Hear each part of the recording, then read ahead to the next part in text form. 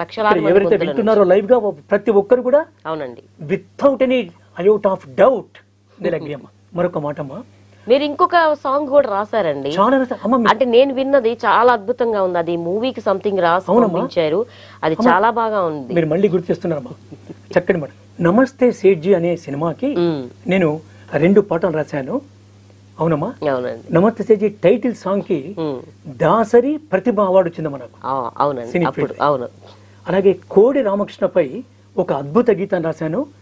అది రామసత్యనారాయణ గారు ఇప్పుడు మన తెలంగాణ రాష్ట్ర చలనచిత్ర నిర్మాతల మండలి కోశాధ్యక్షులు వారు నన్ను రాయమని చెప్పారు. రాశానమ్మా, అద్భుతమైన పాట కోడి రామకృష్ణ పైన.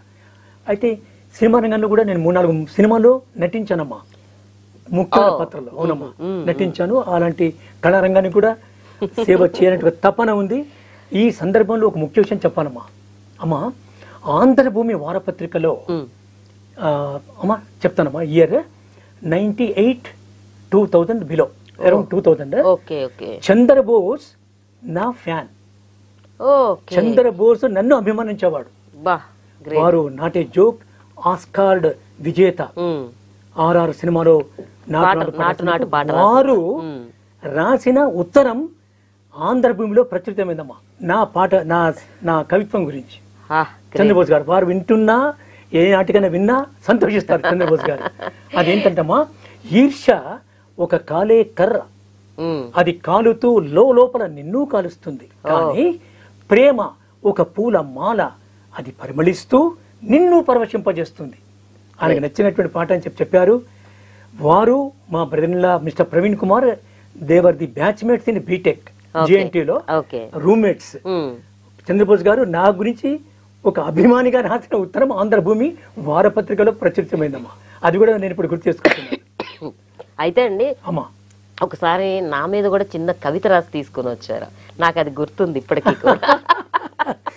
నేను మర్చిపోయాను అనుకున్నారు, కానీ నాకు అది గుర్తుందండి. అంటే అనుకోకుండా అలా చిన్నపాటి అభిమానంతో నిజంగా చాలా హ్యాపీ అనిపించిందండి. అప్పుడు గుర్తు లేదు కానీ ఒక మాటమ్మా, ఎప్పుడే కానీ ఒక వ్యక్తి, ఒక వస్తువు, ఒక ప్రదేశము, ఒక ఉద్యానవనము, అలాగే ఒక బంధుత్వము, ఒక సామాజిక సంబంధము, అది మనకు నచ్చితే తప్పకుండా మనకు స్పాంటేనియస్ గా మనకు భావనలు వస్తాయమ్మా, స్పాంటేనియస్ గా.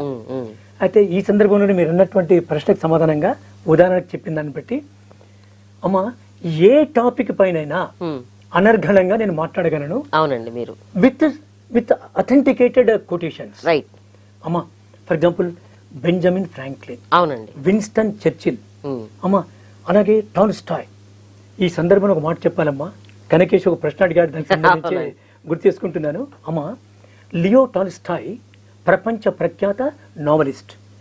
తాను రచించిన వార్ అండ్ పీస్ అనేటువంటి ఒక, అందులో 10,000 పాత్రలు, సుమారుగా మహాభారతం లాంటి పాత్రలు, 10,000 పాత్రలు, characters. Leo Tolstoy War and Peace రాశారు. War and Peace. అతను రష్యాలో మాస్కోలో ఒక జన సమూహపు కూడలిలో ట్రాఫిక్ సిగ్నల్ దగ్గర ఉపన్యాసం ఇస్తూ ఉంటే, అతనికి పిల్లలు ఎక్కువ, 10 మంది కంటే ఎక్కువ ఉంటారు.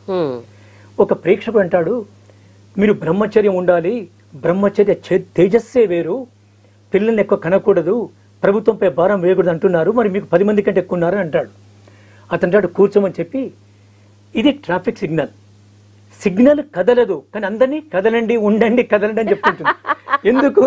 ట్రాఫిక్ ని రెగ్యులేట్ చేయడానికి, ట్రాఫిక్ ని రద్దీని కంట్రోల్ చేయడానికి, యాక్సిడెంట్స్ ని నివారించడానికి. నేను కూడా ట్రాఫిక్ సిగ్నల్ బాబు, మీరు నేను చెప్పేది వినండి అని చెప్పి కూర్చోబెట్టాను. అంటే నా పాయింట్ ఏంటమ్మా, మనిషి ఎప్పుడైనా ఒక సూత్రధారిగా ఉండాలి. అవునండి, మన ప్రోగ్రామ్ కూడా అదే కదా, సూత్రధారి. సూత్రధారి. అయితే నాకు